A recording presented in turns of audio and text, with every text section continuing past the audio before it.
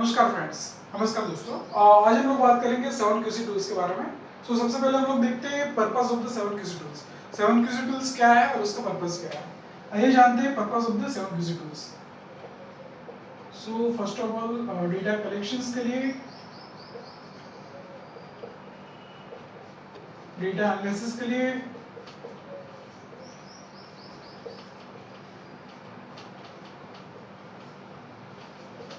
Potential causes identify करने के लिए। एक्चुअली 7QC टूल्स की मदद से हम लोग पोटेंशियल कॉजेज आइडेंटिफाई कर पाएंगे, रूट कॉज आइडेंटिफाइड नहीं करवाएंगे। रूट कॉज आइडेंटिफाइड करने के लिए हमको फर्दर बायोवेल एनालिसिस करना पड़ेगा रिजल्ट्स मेजर करने के लिए।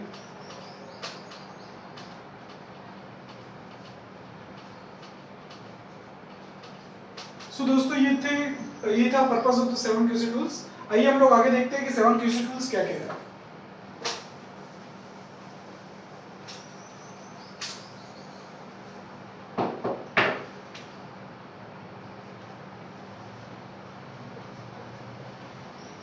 First of all cause and effect diagram,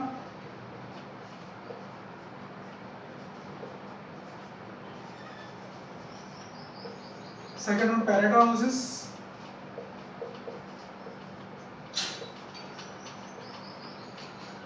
third one process flow chart,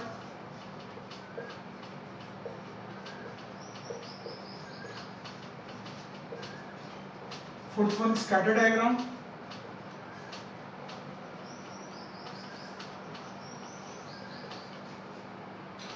fifth one check sheets,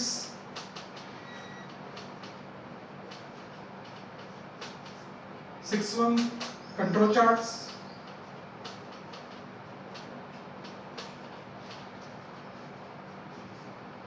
और सेवंथ वन हिस्टोग्राम।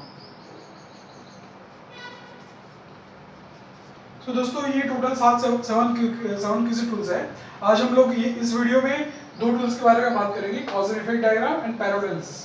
तो बाकी के मैं दो वीडियो शेयर करूंगा, उसमें हम लोग बाकी के 5 टूल्स देखेंगे। आइए हम लोग देखते हैं cause and effect diagram, basic understanding about the cause and effect diagram.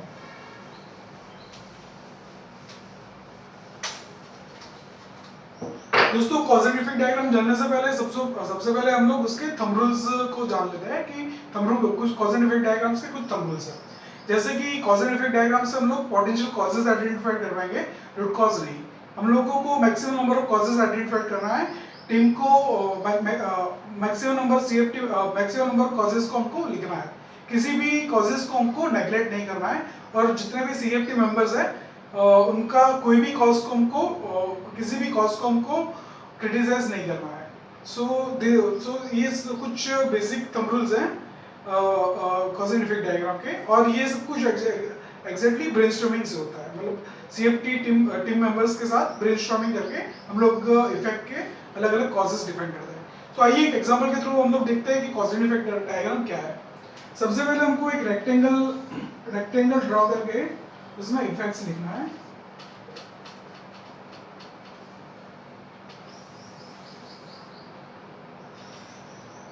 उसके बाद हम लोग उसके प्राइमरी कॉजेज लिख लेंगे।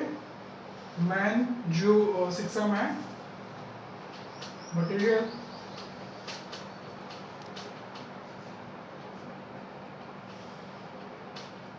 Machine,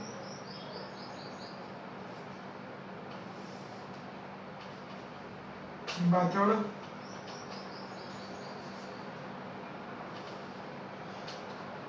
mother nature, measurement.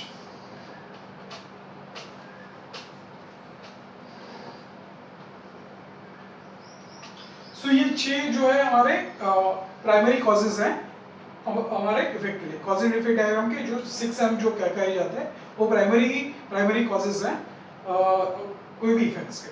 तो ये जो 6 कॉजेज है उसमें से हमको different secondary and tertiary causes मिलेंगे। आइए हम लोग एग्जांपल के थ्रू देखते हैं कि एक इफेक्ट लिख के देखते हैं और उसका कॉज एंड इफेक्ट डायग्राम बनाने की कोशिश करते हैं। इफेक्ट है on time delivery failure to the customer.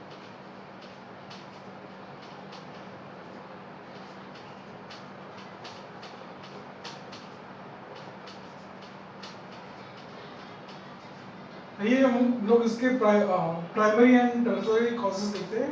Material segment में not availability of the material,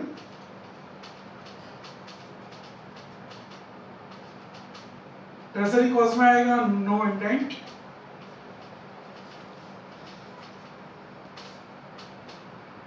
और एक कॉज में आएगा कि not material not received from the supplier and,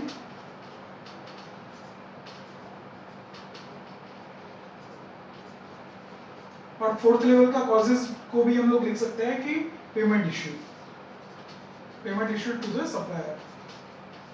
सो दोस्तों ये टोटल हमारा पोटेंशियल कॉजेज हो गए मटेरियल सेगमेंट में।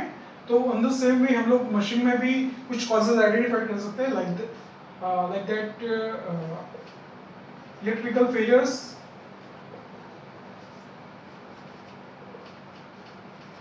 Mechanical failures,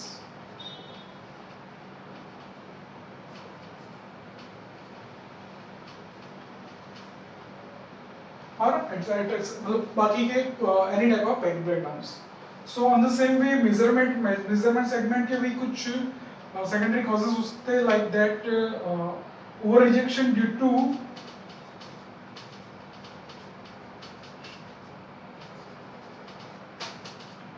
अनप्रॉपर charge wait.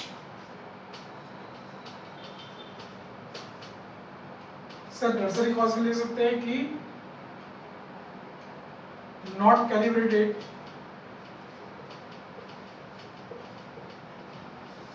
weighing scale।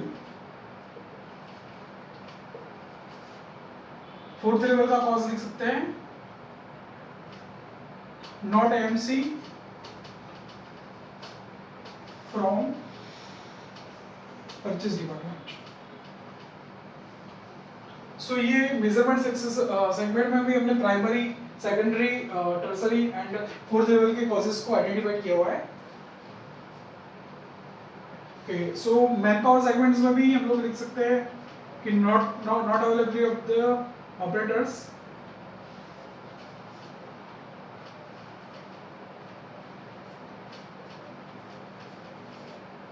Tertiary cause में आएगा ड्यू टू फेस्टिवल सीजन।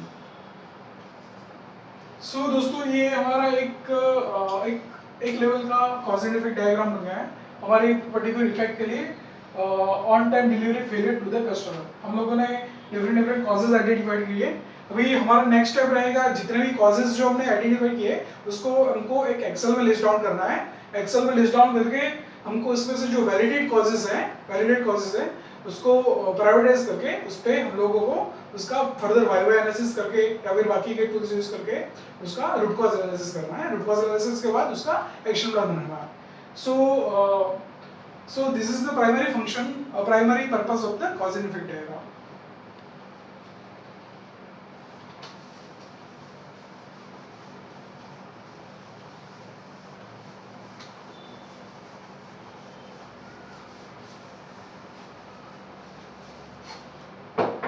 दोस्तों आइए हम लोग आगे देखते हैं second QC tools of the second QC tools of the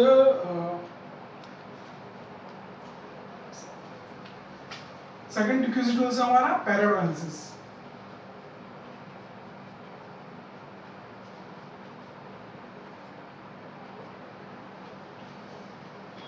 so Pareto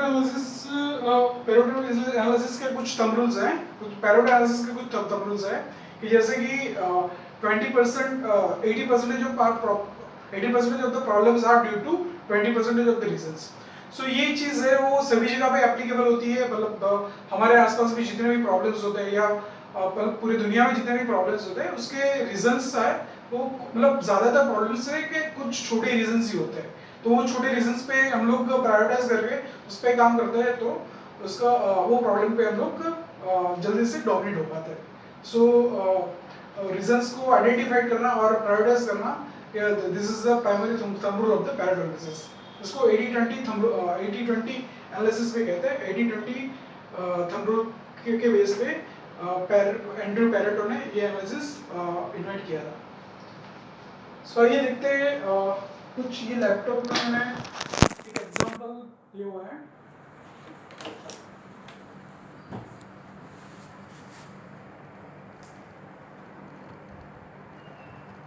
ये मैट्रिक्स शो करता है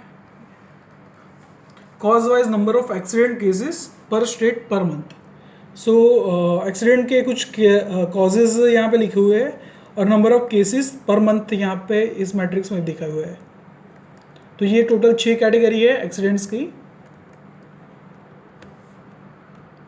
तो पैरेटो एनालिसिस करने के लिए सबसे पहले हमको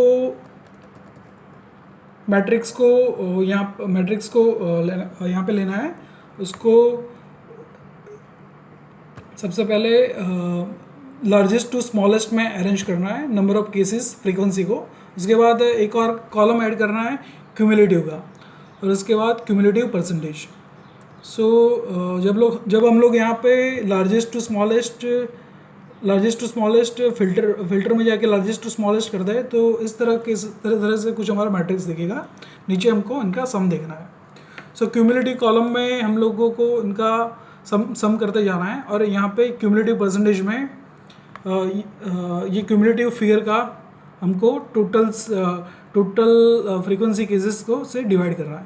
सो हमको आफ्टर ऑल यहाँ पे 100% मिल जाएगा। और सेम चीज़ को हमको ग्राफिकली व्यू में देखने के लिए पहले हमको सिलेक्ट डेटा करना होता है। डेटा सिलेक्शन के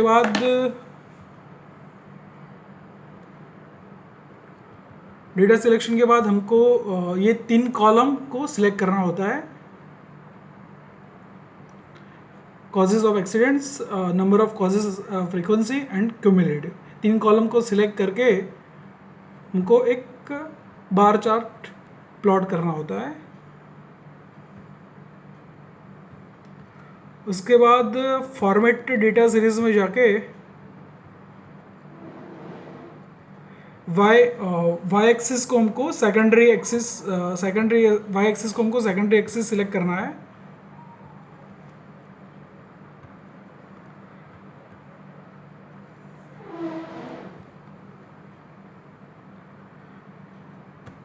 वाई एक्सिस को सेकेंडरी एक्सिस सिलेक्ट करने के बाद हमको चार्ट टाइप में जाके लाइन चार्ट में